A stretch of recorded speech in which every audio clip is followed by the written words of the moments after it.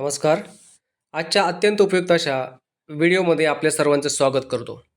मित्रांनो, सध्या संपूर्ण राज्यामध्ये एस-आय-आर हा एक महत्त्वाकांक्षी उपक्रम निवडणूक आयोगाने घेतलेला आहे आणि या उपक्रमामध्ये निवडणूक आयोगाच्या सन 2002च्या यादीमध्ये तुमचं नाव आहे की नाही याची खात्री करणं अत्यंत महत्त्वाचं आहे.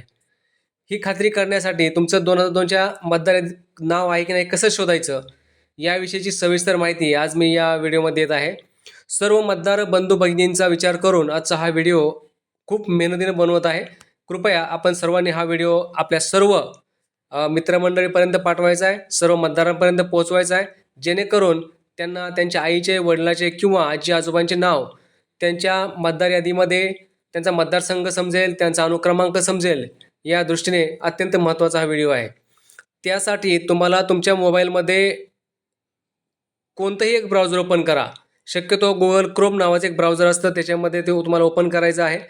गुगल क्रोम ब्राउझर ओपन केल्यानंतर या ठिकाणी पहा तुम्हाला ECI अशा प्रकारे लिहायचं आहे. आता ECI लिहिल्यानंतर सर्च करायचं. सर्च केल्यानंतर बघा या ठिकाणी तुम्हाला voter.eci.gov अशा प्रकारे एक वेबसाईट दिसते आणि त्या वेबसाईट तुम्हाला क्लिक करायचं आहे. आता या वेबसाईटला क्लिक केल्यानंतर या ठिकाणी पहा ती वेबसाईट ओपन झालेली आहे. आता आपण सविस्तर माहिती बघणार आहोत. आता पहिलं जे दिसतंय तुम्हाला या ठिकाणी स्पेशल इंटेन्सिव्ह रिव्हिजन SIR 2026 या ठिकाणी तुम्हाला दोन गोष्टी दिसतात. एक आहे search your name in last SIR आणि submit document against notice issued. आता हे दोन गोष्टी आहेत. या ठिकाणी तुमचं नाव शोधायचं असेल तर पहिल्या निळ्या रंगामध्ये दिसतंय त्याच्यावर क्लिक करणार. आता या ठिकाणी क्लिक केल्यानंतर आता तुम्हाला समोर काय दिसतंय बघा, sir 2026 search your name in last SIR E-रोल. आता दोन ऑप्शन आहेत, सर्च बाय इलेक्टेड डिटेल्स आणि सर्च इन लास्ट SIR E-रोल.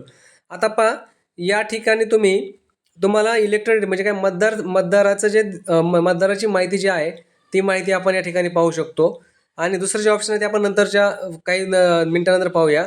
आता या ठिकाणी सर्च बाय इलेक्टेड डिटेल्स असं जिथं म्हणलेलं आहे, आपण आता एक एक माहिती पाहूया. आता पहा पहिलं जे आहे ते स्टेट. या ठिकाणी तुम्हाला तुमचं स्टेट निवडायचं आहे. आता स्टेट निवडण्यासाठी हा एक ॲरो दिसतो. हा जो ॲरो आहे ह्या ॲरोवर क्लिक करायचं आहे. या ठिकाणी क्लिक केलं. आता किंवा तुम्ही टाईप करू शकता. समजा मी आता महाराष्ट्राचा रहिवासी आहे तर मी महाराष्ट्र टाईप करणार आहे.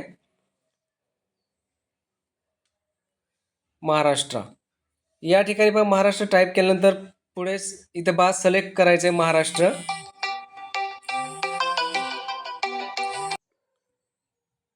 या ठिकाणी क्लिक केल्यानंतर इथे महाराष्ट्राची नावं राज्याची नावं येतात. तुम्ही असं स्क्रोल करायचं आहे. महाराष्ट्र, तुम्ही ज्या राज्याचे रहिवासी असेल ते राज्य तुम्ही त्या ठिकाणी निवडायचं आहे. आता पहा या ठिकाणी आपण महाराष्ट्राचा रहिवासी आहे तर मी महाराष्ट्र निवडणार आहे. हा महाराष्ट्र या ठिकाणी आलेला आहे. त्यानंतर तुम्हाला तुमचा जिल्हा माहीत असेल तर जिल्हा निवडा.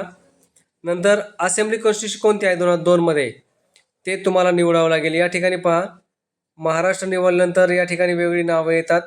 ते नावं पाहून आपण निवडू शकतो. तर जर तुम्हाला माहीत नसेल तर ते ब्लँक सोडून दिलं तरी हरकत नाही. समजा मला माहीत नाही आहे तर मी आता पुढं जातो आहे. आता पहा या ठिकाणी तुम्हाला जे रेड मार्क स्टार केलेले आहेत, स्टार रेड स्टार म्हणजे लाल रंगामध्ये दिसतात, त्या ठिकाणी तुम्हाला ते पाहायचं आहे आणि ते पूर्ण भरायचं आहे. आता पहा या ठिकाणी मी नाव टाकतो.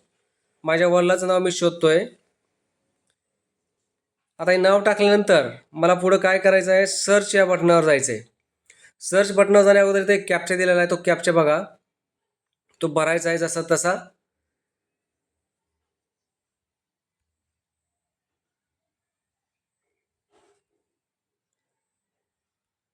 तो कॅपिटल आहे का अक्षर ते पण बघणं महत्त्वाचं आहे. अशा प्रकारे हा कॅप्चा भरलेला आहे. कॅप्च्यामध्ये बघा चूक झाली नाही पाहिजे, एक पण अक्षर चुकीचं लिहू नका, हे व्यवस्थित बघून भरायचं. आता भरल्यानंतर इथं या सर्च बटनावर आपल्याला क्लिक करायचं आहे. आता कॅप्चा एरर दाखवत आहे, कॅप्चा परत तुम्हाला भरावा लागणार आहे. म्हणजे कॅप्चा चुकला तर ते परत नाव सर्च होत नाही, एवढं लक्षात घ्या आणि ते व्यवस्थित भरा. हे भरल्यानंतर आपल्याला सर्च करायचं आहे. सर्च बटन दाबलं. आता या ठिकाणी पहा सर्वांची नावं डिस्प्ले होतील.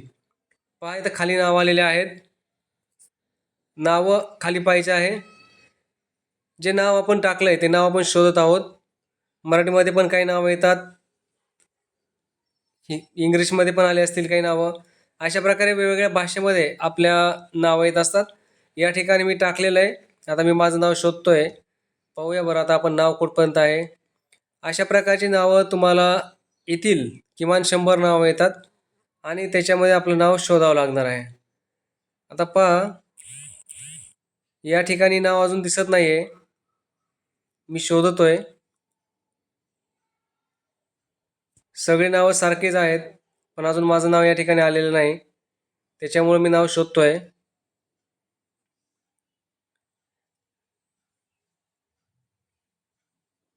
पहा, या ठिकाणी माझ्या आजीचं नाव या ठिकाणी आलेलं आहे.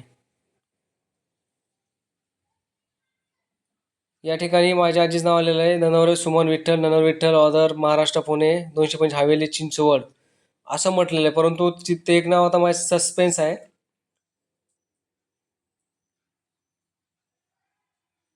नाव थोडंसं वेगळं आहे, त्याच्यामुळे ते नाव मी सोडलेलं आहे. बघा, किसन विठ्ठल इथे या ठिकाणी लिहिलेलं आहे, वेगळंच नाव आहे. हे कुठलं बघतो, हे पण आकुर्डीचं आहे.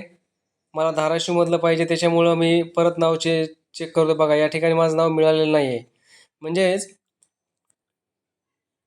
काही चेंज झालेलं आहे नावामध्ये, त्याच्यामुळं ते नाव दिसत नाही आहे. तर या ठिकाणी परत एकदा तुम्हाला सर्च करावं लागेल. हां, या ठिकाणी हे नाव मिळालेलं आहे असं समजू आपण. तर अशी नावाची यादी मिळेल आणि तुम्ही ते नाव स्वतःचं शोधून तुमचा यादीतील क्रमांक या ठिकाणी दिलेला आहे. बघा, कोणतं तुमचं मतदार केंद्र आहे आणि सिरियल नंबर या ठिकाणी दिलेला आहे. मतदार यादी नंबर पहा, या ठिकाणी तुमचं पार्ट नंबर दिलेला असतो, मतदारसंघ क्रमांक आहे हा तुमचा.